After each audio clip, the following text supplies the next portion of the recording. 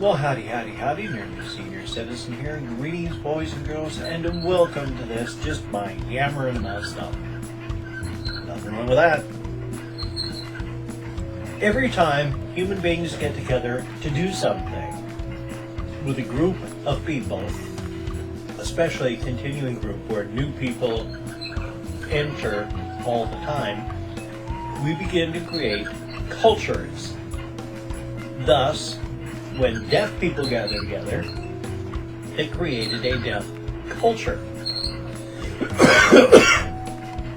When drugs were driven underground, that created a drug culture, a counterculture of sorts. Part of that is what I'm talking about now with marijuana/cannabis and cannabis culture. The only reason I'm saying that is because I spent a ton of money and bought a lot more pot today.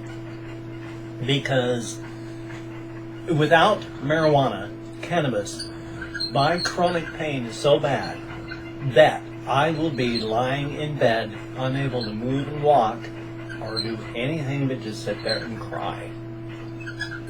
That's not life. I was halfway there before I started smoking marijuana. Now I got a life. In fact, I went on a 5-mile hike today. I'll smoke pot all the time if it lets me take 5-mile hikes instead of lying in bed and crying until the day I die. Give me marijuana. So, I went to the cannabis farmers market today and I spent a lot of money. But here's some of what I bought. At the Humanity Collective, I got a 1/2 ounce of grape God. Pretty good stuff. Very smelly, good smelling, very powerful, very nice. And then strangely, I got some Girl Scout cookies from this one vendor. Now, this is important here. This is not the best buds. Not really wonderful, but it's Girl Scout cookies. See, I wasn't really thinking. Keep that one in mind. I also got a 1/2 ounce. These are all 1/2 ounces. 1/2 ounce of what's called High Roller from the Bubble Up Girls. That's what their name is as vendors, the Bubble Up Girls. They infuse stuff. This is 28% THC, high roller, 80% indica, 20% sativa. Nice. Smells very good. Here's where it gets confusing. Girl Scout cookies. I accidentally bought 2 bunches. These are huge nuggets, and I don't know if they're any good. I tried. My sinuses are all messed up, so I can't really smell. So I tried to smell everything that I was buying. I couldn't really tell. I tried to make sure while looking that the stuff was crystally. I didn't always get that. But out of the 7 bags and pot that I bought today, only 1, maybe 2 are iffy purchases. But even at that, they're okay. So you see, now I've got 2 bags of Girl Scout cookies, so I hope they're good. Then there's the Chem Dog Senses Star. I have no idea if those are good buds or not. And another 1/2 ounce of Pineapple Kush. This one is a bit too dark, not enough crystals. Smell pretty good though. And then at last is this bag of Black Cherry Purple Wreck. This one too looks a bit too dark, a bit too not as crystalline as it could be. So that's 1 ounce,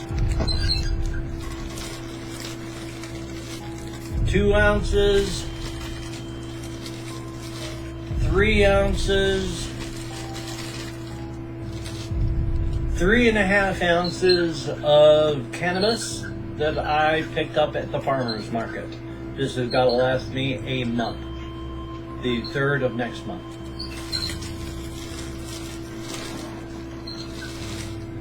Now, I'm not going to lie. I mean, cannabis is enjoyable. And I understand why people smoke it recreationally. And the thing is, here in Washington State, it's legal to smoke recreationally. We have, just in the town where I am, there's cannabis signs everywhere where you drive around. And then there's Olympia in Washington State, state capital. Cannabis signs everywhere when you're driving through town.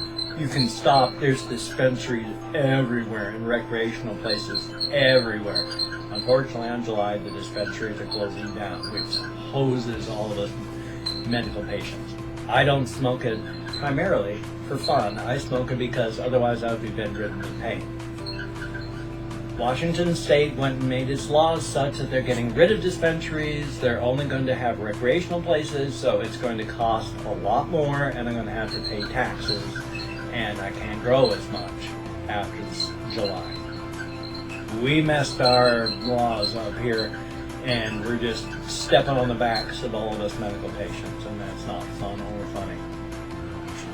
Such is life, though. I mean, there's recreational pot everywhere in Washington State now. I mean, I live in tiny towns, and it's everywhere. You might find one